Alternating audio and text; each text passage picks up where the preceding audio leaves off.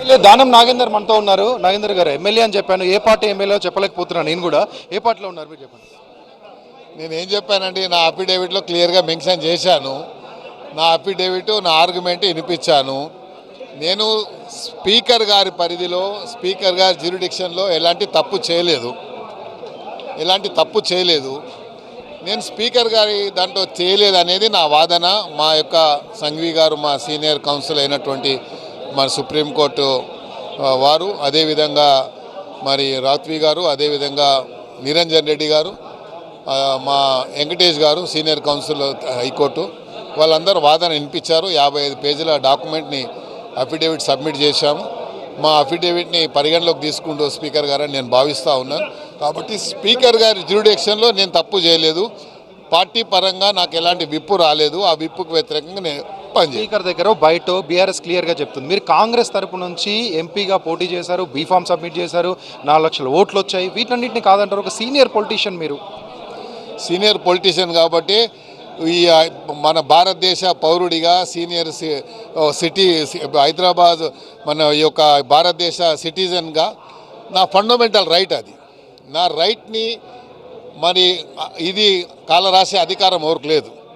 ఇప్పుడు చిన్న ఒక ఎగ్జాంపుల్ చెప్తాను. అంటే రైట్ అంటే ఒక పార్టీలో ఉండి ఇంకో పార్టీ తరపున బీఫామ్ తీసుకొని పోటీ చేయడం హక్కు అంటారా, రైట్ అంటారా?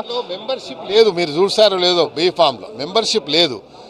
నేను ఎక్కడన్నా దేనికన్నా పోటీ చేయొచ్చు. ఫర్ ఎగ్జాంపుల్, నేను హైదరాబాద్లో ఉండి ఒక రాజ్యసభ ఎక్కడి నుంచో నామినేట్ అయ్యా అనుకోండి, నేను ఆ రాష్ట్రానికి పోతే అదేంటి భారతదేశ పౌరుడిగా అది నా ఫండమెంటల్ రైట్.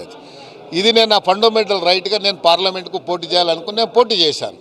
అంతే తప్ప నా ఫండమెంటల్ రైట్ని కాలరాసి అధికారం ఓడించాడు వాళ్ళకి.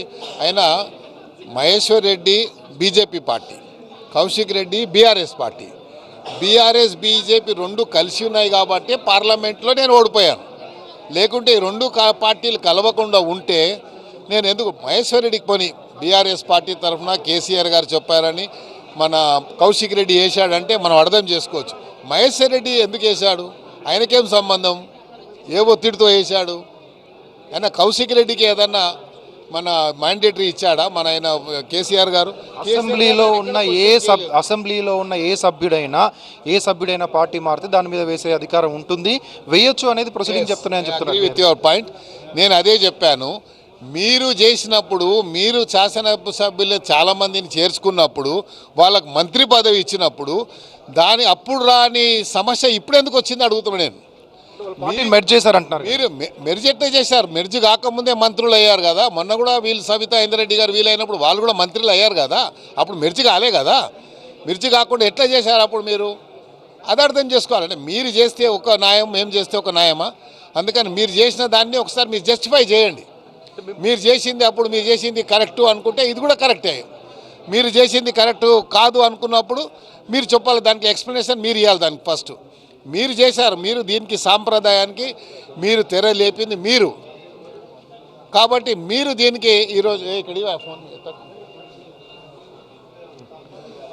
ఈరోజు మీరు దానికి తెరలేపి ఈ సాంప్రదాయాన్ని ఎవరు క్రియేట్ చేశారు, ఎందుకు చేశారు? మీరు అప్పుడు అవసరం ఏముండే? మీకు సంఖ్యాబలం ఉండే, మీకు ఆల్రెడీ 80 మంది ఉన్నాక మళ్ళీ ఎందుకు తీసుకున్నారు?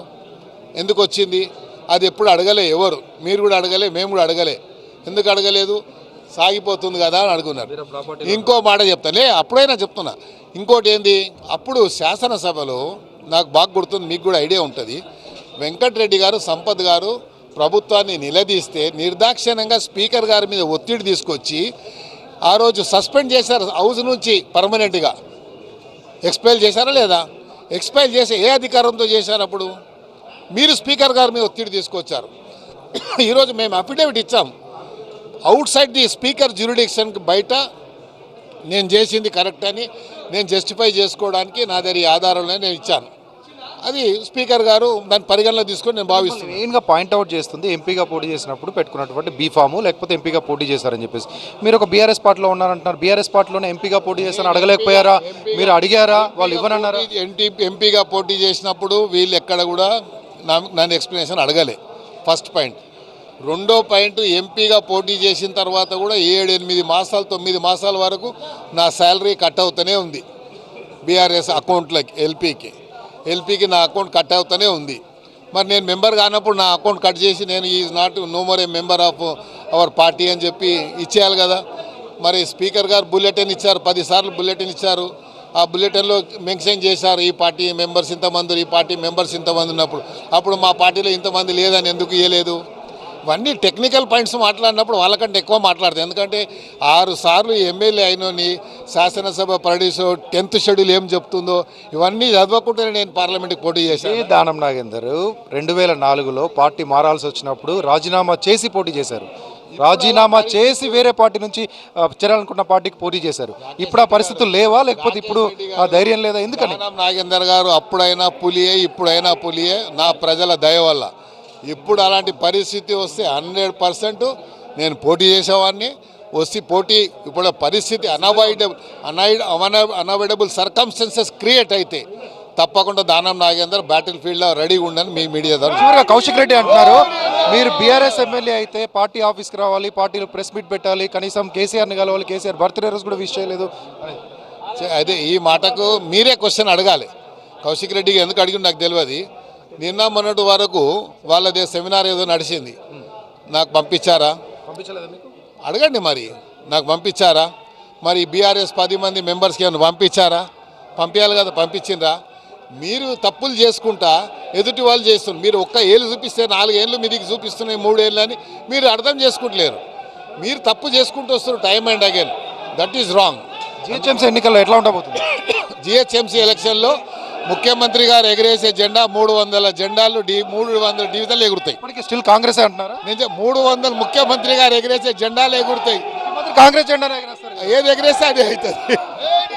ఇది మొత్తంగా కాంగ్రెస్ వైపు ఉన్నట్టుగానే మాట్లాడుతున్నారు. స్పీకర్ ఎలాంటి నిర్ణయం తీసుకున్నా నేను సిద్ధంగా ఉన్నాను. ఒకవేళ స్పీకర్ నా మీద అనార్హత వేటు వేసి ఉంటే కనుక పోటీ చేసేందుకు కూడా నేను సిద్ధంగా ఉండే.